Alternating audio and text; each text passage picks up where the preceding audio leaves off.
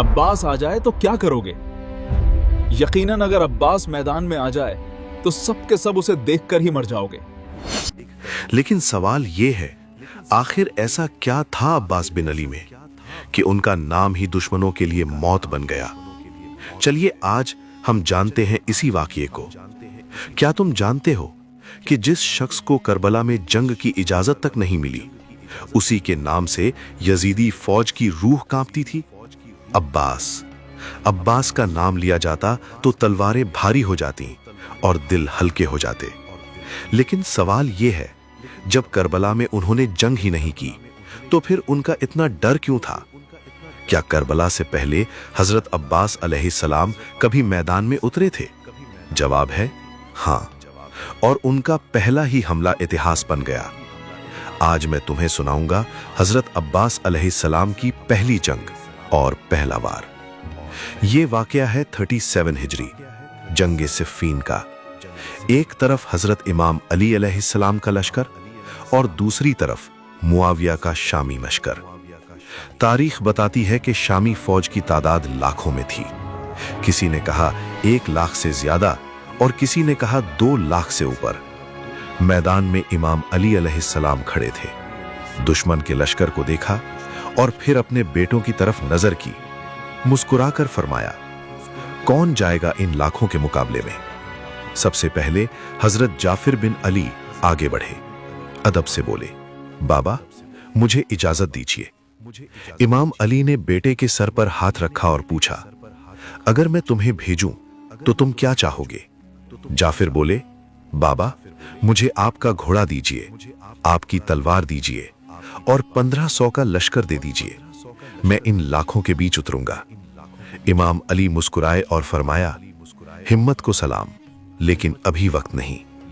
फिर आगे बढ़े हजरत औन बिन अली, जोश में बोले, बाबा अगर भाई को 1500 चाहिए तो मुझे 1000 दे दीजिए, आपकी तलवार दीजिए और आपकी इजाजत दीजिए।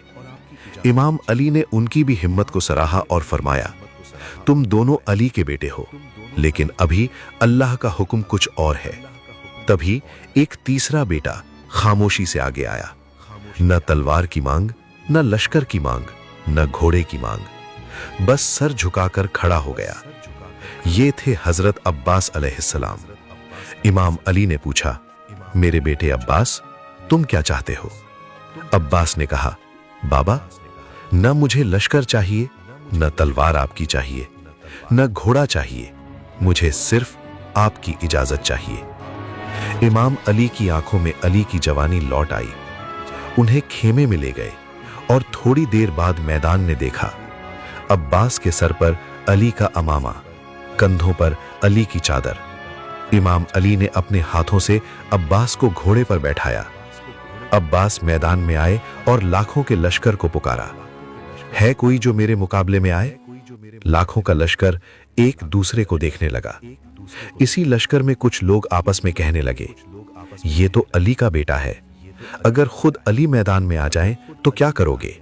दूसरे ने कहा, अली अगर मैदान में उतर आए तो यकीनन उन्हें देखकर ही हम मर जाएंगे।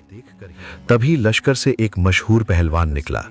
वो बोला, मैं वो हूं जिसकी तलवार हजारों को गिरा चुकी है। अरब की माएं मेरे नाम से बच्चों को सुलाती हैं। फिर बोला, तू कौन है? इतना छोटा होकर इतने बड़े लश्कर को ललकार रहा है। अब्बास ने इत्मीनान से कहा, पहले तू अपना नाम बता। उसने अपना डरावना तारुफ किया और फिर कहा, अब तेरा नाम क्या है? अब्बास बोले, मैं अली का बेटा हूं। यह सुनते ही उस पहलवान का चेहरा उतर गया। उसने कहा, क्या तू पहली बार लड़ने आया है? अब्बास बोले, हां। वो पीछे हटने लगा, लेकिन लोगों के देखने से रुक गया।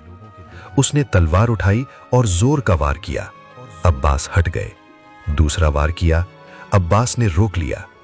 फिर अब्बास ने उसे पकड़कर जमीन पर दे मारा। उसके सीने पर पैर रखकर बोले, हमारे घर में कोई छोटा बड़ा नहीं होता, सब अली होते हैं। फिर अब्बास पीछे हट गए और बोले, उठ, मैं तुझे एक और मौका देता हूं। पूरा लश्कर सन्न था। वो उठा, अपनी सारी ताकत इकट्ठा की और पूरी जोर से वार किया।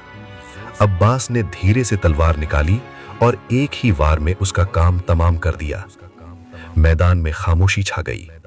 फिर शामी लश्कर में खलबली मच गई। लाखों का लश्कर पीछे हटने लगा। किसी ने कहा, अगर एक ही हमला ऐसा है तो पूरी जंग क्या करेगी? और यही डर सालों बाद करबला तक पहुंच गया। इसीलिए यजीदी फौज जानती थी कि अगर अब्बास मैदान में उतर गए तो तलवारें नहीं, हौसले टूटेंगे। और इसी वजह से अब्बास बिना लड़े ही दुश्मन पर भारी थे। ये कहानी सिखाती है कि ताकत बाजुओं में नहीं, ईमान में होती है। और अली का बेटा अली ही होता है। अब्बास कोचिंग, अब्बास मौला अली जो बिन।